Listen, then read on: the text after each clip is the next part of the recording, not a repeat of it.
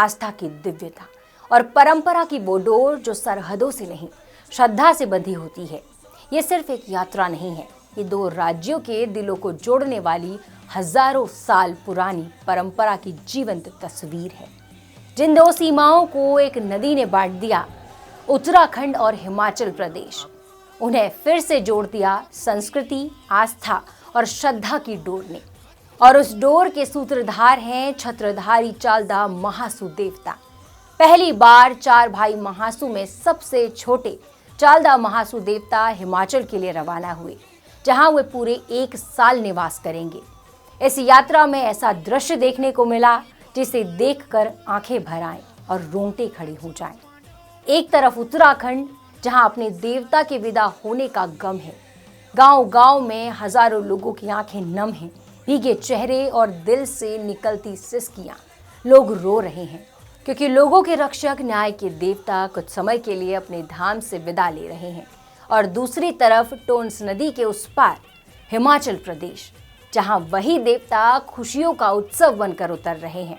हंसते चेहरे, झूमते श्रद्धालु, जयकारों से गूंजती घाटियां। एक ओर विदाई का दर्द तो दूसरी ओर स्वागत का उल्लास।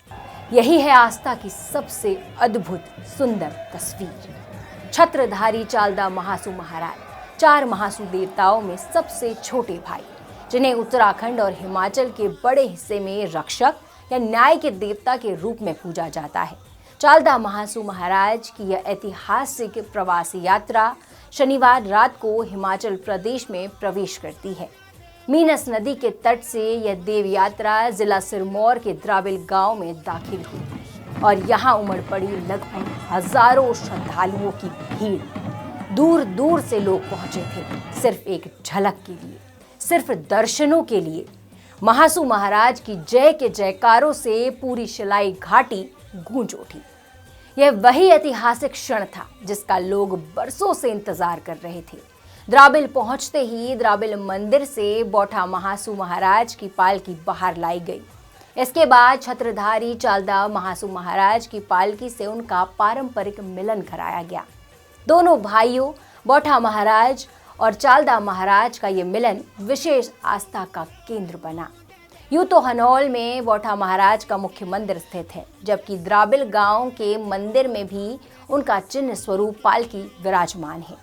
द्राबिल से देव यात्रा ने पैदल ही पश्चिमी के लिए प्रस्थान किया और रविवार को यात्रा पश्चिमी पहुंची। यहाँ न्याय के देवता के लिए निर्मित 2 भव्य मंदिरों में से एक में वे विराजमान हो गए। यहाँ पहले से ही चालदा महासू महाराज का देव चिन्ह बकरा साल 2020 में हिमाचल के पश्चिमी सिरमौर पहुंच चुका था। इस ऐतिहासिक पल के साक्षी बनने के लिए सिरमौर के साथ साथ शिमला, सोलन और उत्तराखंड से भी हजारों श्रद्धालु पहुंचे। भीड़ इतनी ज्यादा थी कि सड़कों पर पैर रखने तक की जगह नहीं बची। देव पालकी के पारंपरिक वादन, शंख, घड़ियालों की गूंज और भक्तिमय वातावरण ने पूरे क्षेत्र को आध्यात्मिक ऊर्जा से भर दिया। पश्चिमी और आसपास के गांव में विशेष उत्साह देखने को मिला।